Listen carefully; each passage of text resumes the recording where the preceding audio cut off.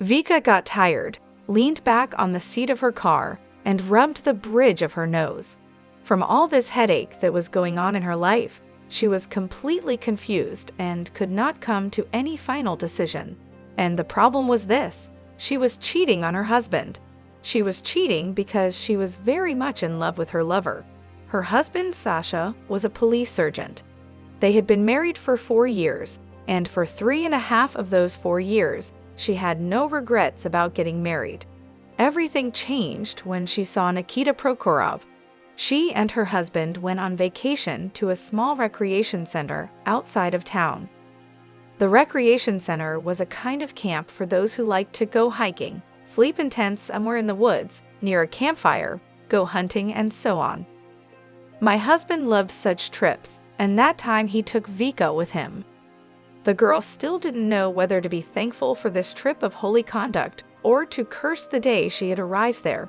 She noticed him immediately, tall, pumped up, very confident. She had always liked bossy, strong men. Her husband was like that too, though of course compared to Nikita, he was just an insecure, modest man. Nikita's facial features were stiff. His eyes looked hard and sharp. There was something mesmerizingly bossy about them. It seemed they could see right through you. Vika stood and watched Nikita from the tucker, while her husband unloaded things from the car. He was standing and talking to some man, apparently the camp commander, leaning one hand on the wooden railing of the stairs. Even from a few meters away, Vika could see his pumped muscles rolling over. Suddenly, he interrupted the conversation and turned and looked directly into her eyes. An electric shock ran through Vicky's body as if she was confused and let her gaze slip. Damn it, noticed the way I was looking at him. From that moment on, and for the entire month that followed, Vika watched him from a tuck, afraid to even admit to herself that she had fallen in love with another man. Every morning at 6 a.m., he would get up, go outside no matter what the weather was like, and start doing pull-ups on the bar. Then he would do push-ups. Vika never missed a chance to watch him from the window. It became a kind of ritual for her. Once he practiced even in the pouring rain. Vika watched him like a spellbound girl from the window of their room. And who says that only men love with their eyes? "What are you doing there?" A voice sounded behind her back, and Vika jumped up. Sasha woke up. "Nothing, it's raining heavily outside," she replied as calmly as possible. "Go to bed." Vika lay down next to him. He pulled her to him and kissed her. She lay next to her husband and imagined Nikita in her husband's place. Later, brushing her hair before breakfast, Vika scolded herself for these thoughts. "You can't do that. I'm married. I must love my husband, some mysterious go-getter." Vika looked at her reflection in the mirror. "What an obnoxious little liar you are," she thought to herself. Vicky had always liked her looks. Average height, blonde curls, blue eyes, a little snub nose. Vika had always taken care of herself, went to the gym, dressed inexpensively but stylishly, wore not too flashy makeup. She didn't like all those girls who wore tons of makeup and walked around her institute painted up like Indians, thinking it was very pretty. Of course, the guys in the institute paid attention to her, but no one dared to come on to her openly. They were afraid of her husband. She and Sasha stayed at that camp for a month, went hiking together. Nikita was also in their group. He was friendly enough with everyone, but nevertheless he did not get close to anyone and tried to keep to himself. Later, Vika found out that he was 30 years old, that he lost his parents in a car accident when he was 18, and that he joined the army afterwards. He did not tell her any more about his life. During the whole month, they did not talk much, exchanged only insignificant phrases, kept conversations about nothing. But every time in his presence, Vika was lost and embarrassed like a 15-year-old schoolgirl. It must be said, however, that Vika was not at all timid.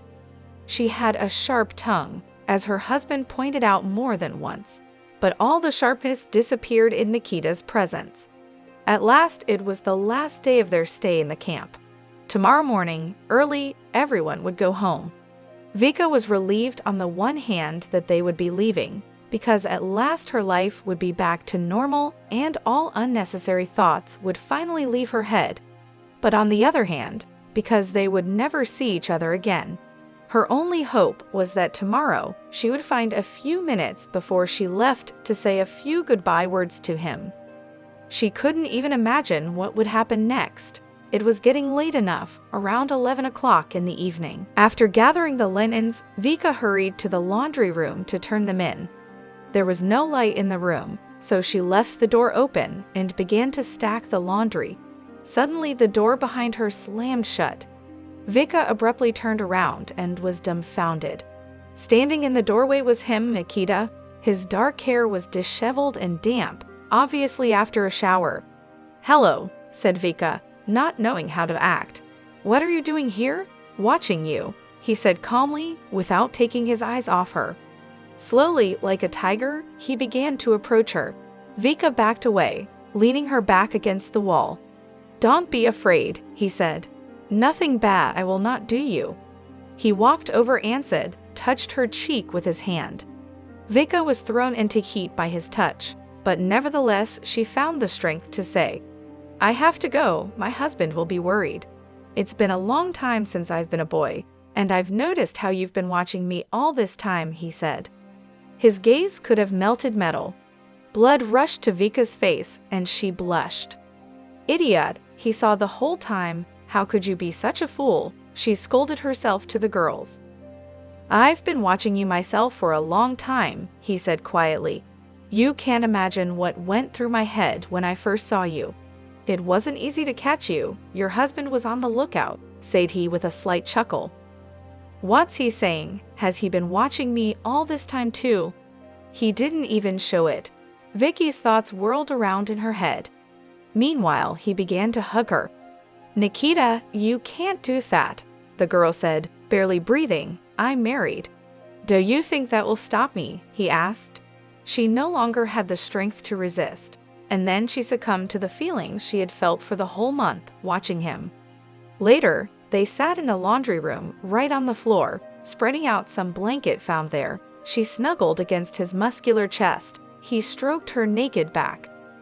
When she returned to her cabin, she did not find her husband.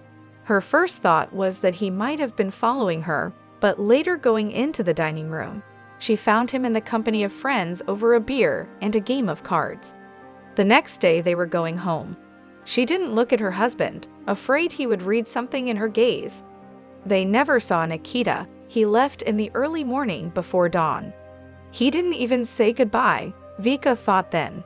There was a strange emptiness in her soul, for whom it was a surprise when the next day he showed up at her institute.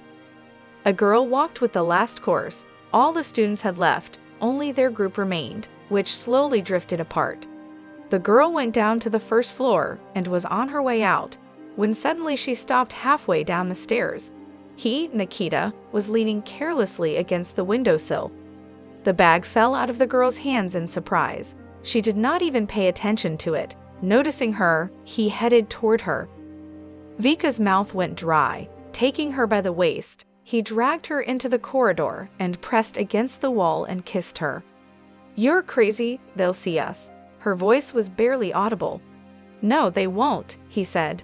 "Nikita, please. If they see us, I won't be able to explain later." "Okay, I'm sorry. You're right." He pulled away. "I can't get you out of my head." Vika didn't know what to do. "God, what is he doing? You can't do that. I'm married, and what happened in the laundry room shouldn't have happened." He burned her with a look that melted her insides. "Do you really think so?" He took a business card out of his pocket and put it in her hand. "I'll be in town until tomorrow morning. If you don't call, I'll be gone, and I don't think I'll be back soon. If you call, I'll stay. It's up to you." With these words, he took her face in his hands and kissed her. "Decide quickly, don't bore me," he said and went to the exit, leaving a completely confused Vika in the corridor. The whole evening the girl rushed around the house, not finding a place. Fortunately, Sasha was on duty until morning. Then she would not have the strength to pretend. Demon Tempter, who sat on her left shoulder, insistently told her to dial the cherished number, and whatever happens. Finally, Vika was unable to control her desire. She grabbed the phone, dialed the number, feeling her heart beating frantically, and 10 minutes later she rushed to his apartment. He opened the door at once, without saying a word, dragging her into the apartment. That night he loved her like they had never had Sasha before. Vika couldn't believe that it could be so good. From that it all went downhill. Whenever Sasha was on night duty, Vika invariably ended up in Nikita's bed. He embodied on it everything she had imagined in her most cherished dreams, and which she would never dare to do with her husband. Nikita was as unafraid of experimentation as she was. One day he showed up at her institute. The girl just ran off with all the legs for a couple that was already late. He met her with flowers and took her away with him. They spent the day together, enjoying each other.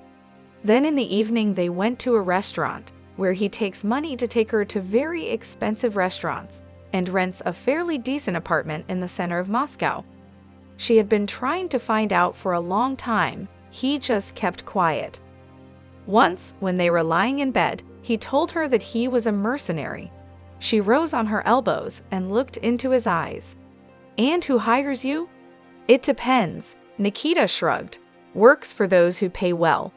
He sat down, hugging his knees. His eyes stared off into the distance. "When my parents died, I joined the army. I served 1 year, then stayed on contract for 3 years. I fought in hot spots. I lost a lot of friends there and saw a lot there. I was a prisoner of war. I was tortured. I managed to escape and escape. But what I experienced there still haunts me to this day." He took a breath and continued.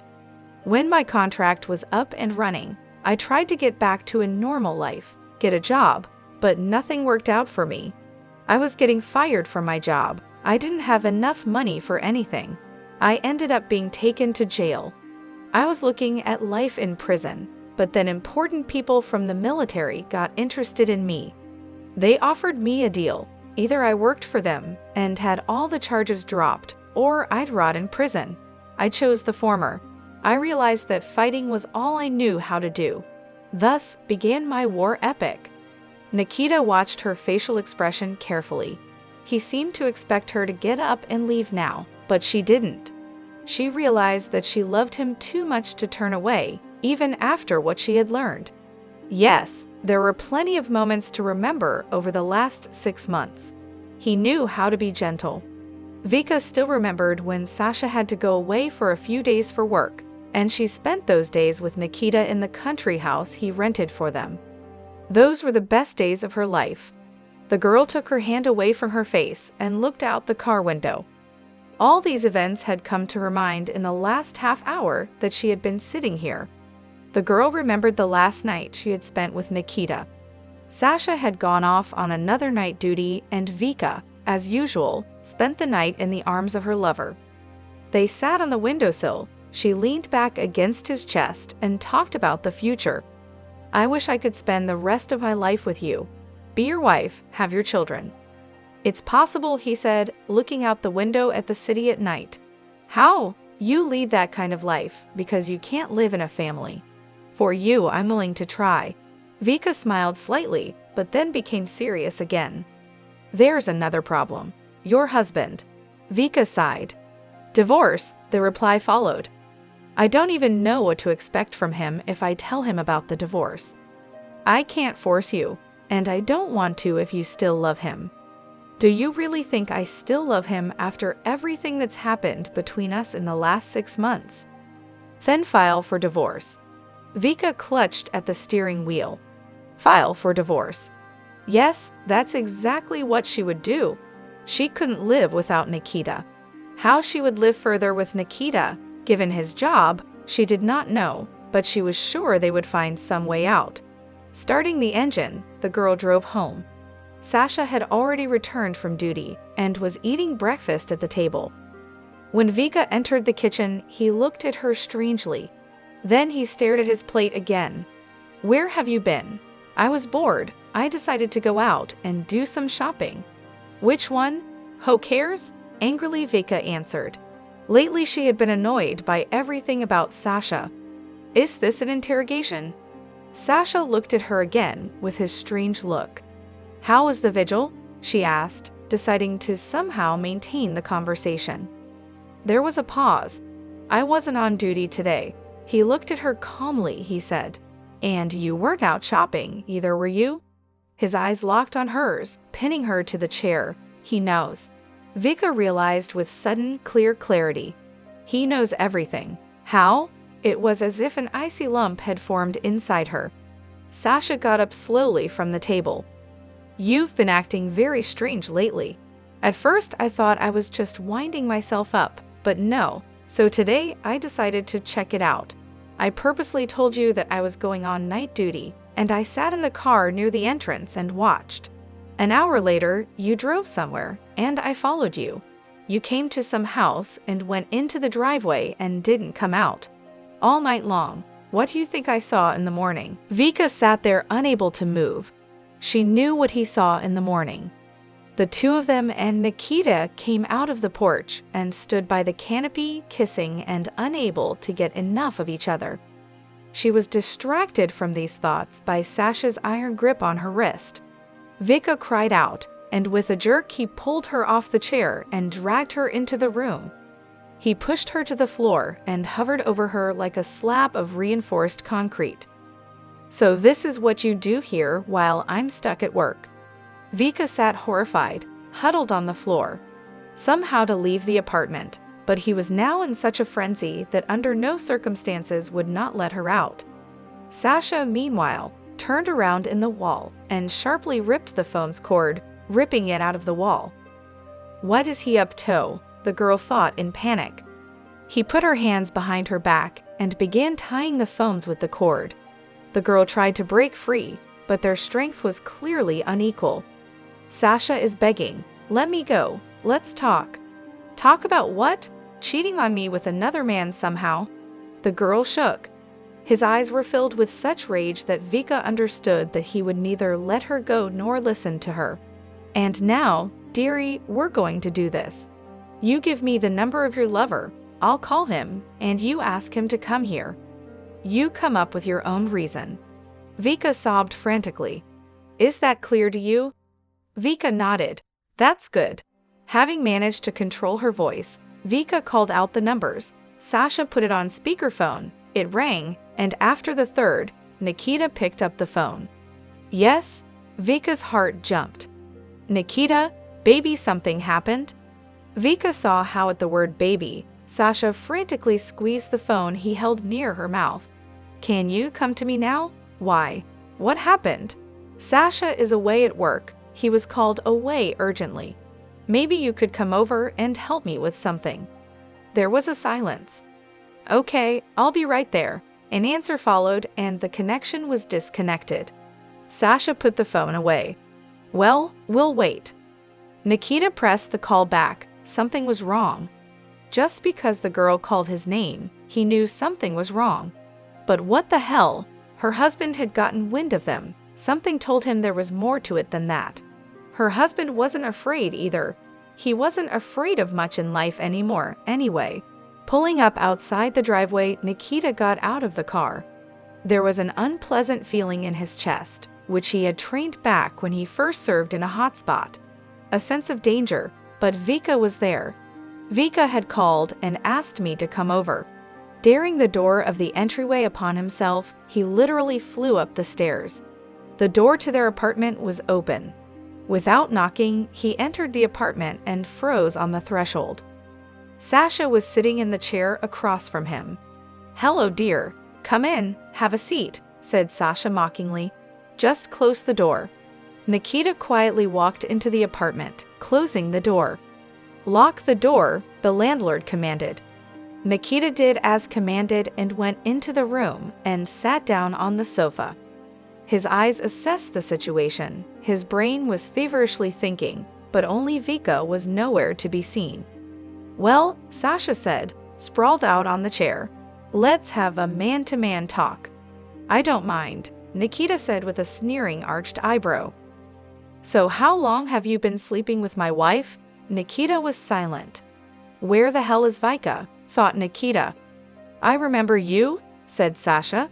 You were also at that camp, weren't you, where we vacationed 6 months ago? You have a wonderful memory on your face, Nikita remarked sneeringly. Sasha did not pay attention to his retort. So you spotted her there in the camp? The room felt as if it had become a few degrees colder. Where is Vika? Smoothly asked Nikita. Too calm. I asked when you started sleeping with her. They're in the camp? Realizing that they were going to go around in circles for so long, Nikita decided to answer and finally find out where the girl was. Yeah, hell, the night before we left. Now answer, where is she? Sasha, with a stone face, stood with a chair, walked to the next room. Half a minute later, he brought out Vika from there. But I don't think you should be introduced to each other. Think, damn it, said Nikita to himself. I thought we were going to talk like man to man, Nikita said. Only the two of us. Yes, she's going. And I thought it was a little impolite to sleep with a woman who has a husband. Well now, lovebirds will all sit down and tell you all about how long your stormy affair has been going on. With these words, he pulled Vika to a chair and sat the girl down on it. Well, Sasha sat down on the couch. Now we can talk. Nikita sat feverishly, contemplating the situation. He had his men in town at the moment, with whom he was on a mission. All he had to do was give them a sign, and they would rush over here right away. Except the phone was in his pants pocket, and if he started any action, who knows how Sasha would have reacted, because he was a policeman and he had a gun. Come on, hero, tell me, how long have you been sleeping with my wife, and how often? When again, I think I've already told you, Nikita said in an icy tone. Since we left the camp. That's how it is, Sasha said briefly. And where, if it's not a secret? Here, in my own house? No, we met at my place. She came to see you when I was on duty. That's right. Sasha's eyes were literally shooting lightning. I see you're not afraid of me at all. Well, if you're so brave, why have you been hiding from me all this time? Nikita sighed. I was not hiding from you. I was just giving her a chance, in case she decided to stay with you after all, so she could come back to you in peace, and I would disappear. There was silence. Sasha burst into laughter, enjoying his power. You must not have satisfied her well if she chose me, Nikita said. She often told me how small your aggregate was, a pickle, as she called it, and we laughed about it. The blood rushed Sasha's cheeks, and he took a step toward Nikita, sitting down. And you know that she wanted to divorce you, he continued.